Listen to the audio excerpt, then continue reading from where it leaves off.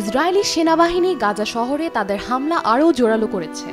ফলে হাজার হাজার মানুষ আতঙ্ক ও অনিশ্চয়তার মধ্যে ঘরবাড়ি ছেড়ে পালাতে বাধ্য হচ্ছে। একসময়ের ব্যস্ত ও প্রাণবন্ত আল সাফতাউই এলাকা এখন রূপ নিয়েছে এক ভয়ের নগরীতে। চারপাশের বিস্ফোরণের শব্দ, ধোঁয়ার ঘন চাদরে ঢেকে আছে আকাশ, আর মানুষ দিশেহারা হয়ে প্রাণ হাতে করে পালাচ্ছে, যার যা আছে তাই নিয়ে।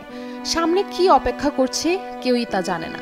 বসুন্ধরা টিস্যু, অশুদ্ধতার বিরুদ্ধে এক বিন্দুও ছাড় নয়। নিজের ঘর ছেড়ে পালাতে বাধ্য হওয়া হিন্দ আবু ওয়ার্দা নামের এক নারী বলেন, আমরা জানি না কোথায় যাব, আবার কখনো ফিরতে পারবো কিনা তাও জানি না। এটা ভয়ানক অন্যায়। আল্লাহর শপথ, আমরা কি এমন করেছি যে আমাদের এভাবে কষ্ট পেতে হচ্ছে? তার কথায় ফুটে উঠেছে হাজারো গাজাবাসীর আতঙ্ক আর দুঃখের চিত্র।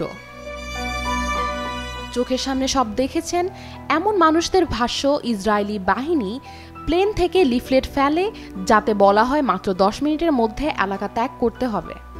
উম্মু শাহের আল মাসরি বলেন, আমাদের চারপাশের ভবনগুলোতে বোমা ফেলেছে, আর আকাশ থেকে লিফলেট ফেলা হয়েছে যেখানে স্পষ্ট করে লেখা ছিল 10 মিনিটের মধ্যে এলাকা ছেড়ে দিতে হবে।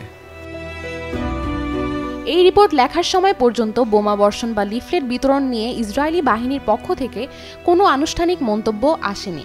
তবে ইসরায়েলের প্রধানমন্ত্রী বেঞ্জামিন নেতানিয়াহু জানিয়েছেন, গাজা শহর দখলের জন্য সেনাবাহিনীর পরিকল্পনায় তিনি সম্পূর্ণ সমর্থন দিচ্ছেন, যার অর্থ সংঘাত আরও তীব্র হতে চলেছে।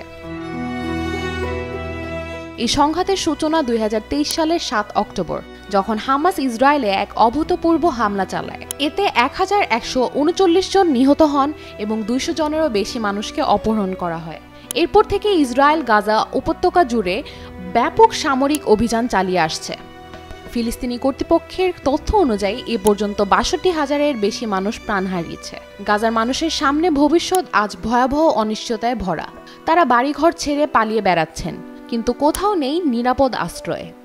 এই চলমান যুদ্ধ কতটা গভীর মানবিক সংকট তৈরি করেছে, যা সবচেয়ে স্পষ্ট হয়ে উঠেছে তাদের অসহায়তা, চোখের জল আর নীরব কষ্টে।